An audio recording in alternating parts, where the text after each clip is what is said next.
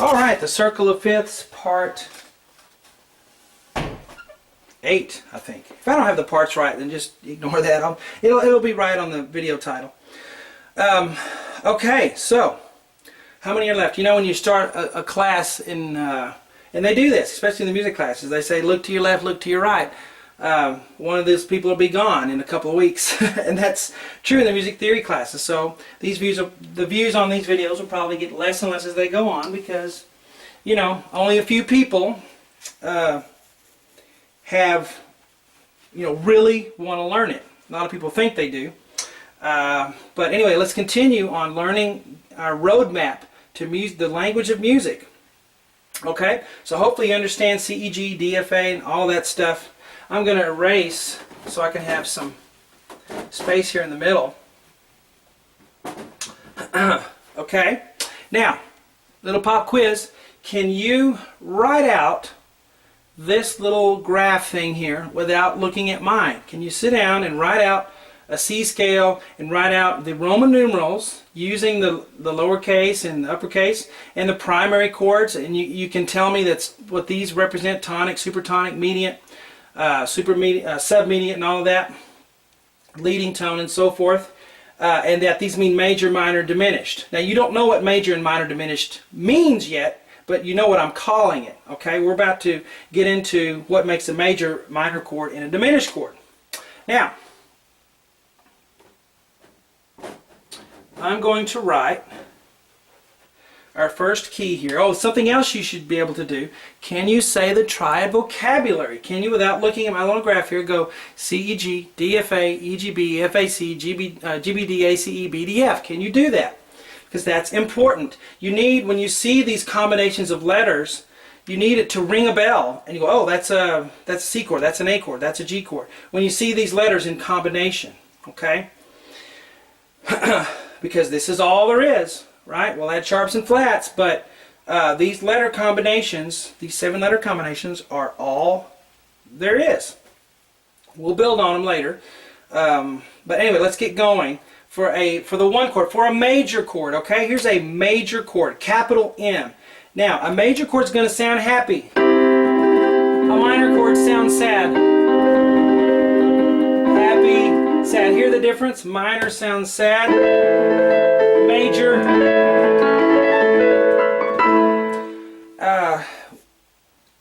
Alright, so that's the sound of it. A major is going to have a happy sound. A minor is going to have a sad sound. Or a melancholy sound, some people say.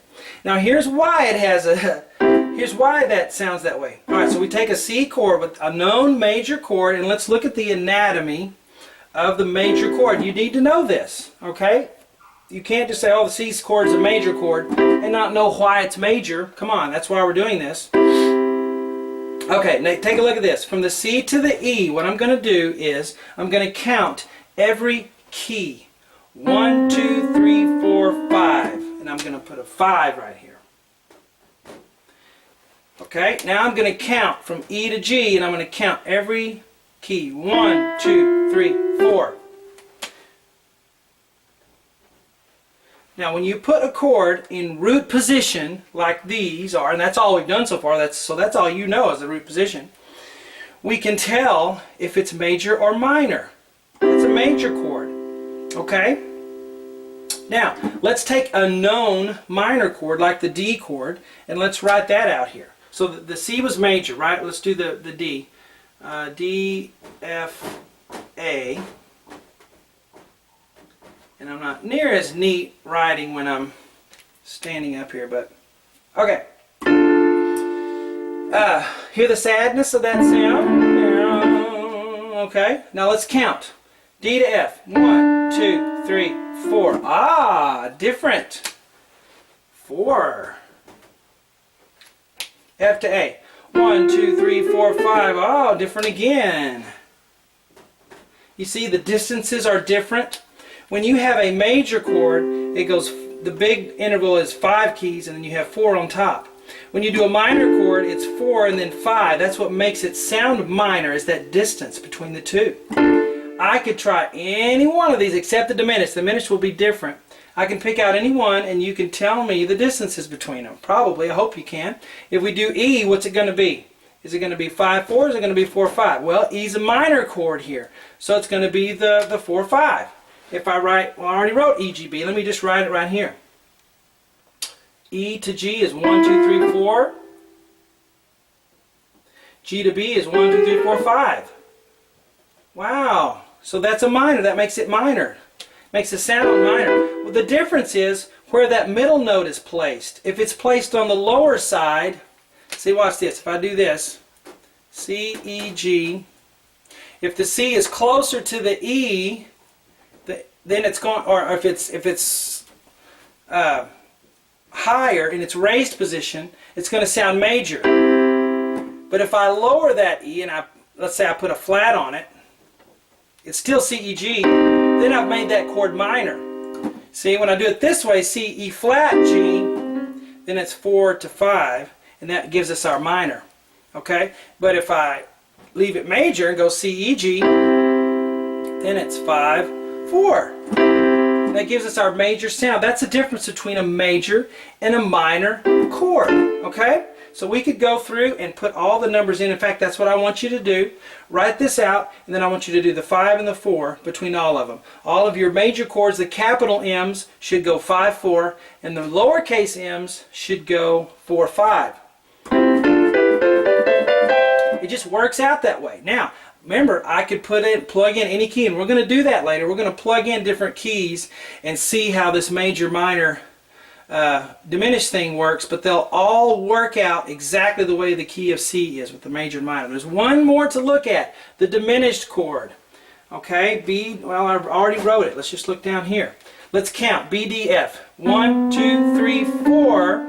Okay, and then D to F is 1, 2, 3, 4. Ah, it's different than the minor. You thought it kind of sounded minor, but it's even more, it's even smaller than the minor because it's 4, 4. That's a diminished chord. Very unstable sounding, the diminished chord. Or here's another one. So diminished chords are unstable sounding, and only the 7th one, the leading tone chord, is diminished. Okay, so you have those three. You have major, minor, and diminished. The major is the 5, 4. The minor is the 4, 5, and the diminished is 4, 4. That's what make them sound like they are. Now you could just memorize, oh, the 7th is diminished. You know, if you were playing the key of C and you saw a B chord, a B, D, F, and you go, oh, well, the 7th chord in the key of C is diminished, I'm going to put diminished, you would be right. But I want you to know why it's diminished, why it sounds that way, and it's because of the distance between the notes. Okay? So let me show you something else real quick before we stop. I could take any chord that's major and make it minor. I also can take any chord that's minor and make it major by manipulating that middle note. So let's do that on a couple, and then we'll be done with this lesson. Alright, let's take a look again at C, E, G. That's major. We already discussed that. If I want to make it minor, it's already its major position. I'm going to lower that middle note 1/2 step. And how do I do that? By putting a flat on the E. And that lowers the note by 1/2 step. Now it's still an E. The letter is still E, but it's called E flat. It's a different key, okay? And that makes it minor. Oh, I just made a C major chord a C minor. Is the C minor diatonic in this key? No, it's not. I'm just putting the flat in there to show you how I could make it a minor chord. Okay? We're not going to have C minor chords in our C major scale here, not yet. Now let's make a minor one major. Let's take A. A, C, E. Now A, C, E is already minor. And we know that because it's 4, 5. Also because we know the 6th chord, the submediate chord, is minor, diatonically. Now, we know it's minor. I'm going to make it major by manipulating that middle note. I'm going to raise the C here. Because it's already lowered, I'm going to raise it and make it C sharp. When you raise a letter, and you raise a note a 1/2 step, you'll put a sharp on there. That's a sharp sign, C sharp. So there's the A minor, there's the A major. Okay? I could do that for any one of these keys. And you know, manipulate that middle note, make it major or minor. Okay? So hopefully at this point you understand major and minor, and diminished, why things are major, why they're minor, and why they're diminished. And the 7 diatonic scales. Hey buddy, you going somewhere? Okay. Well, I'll see you later.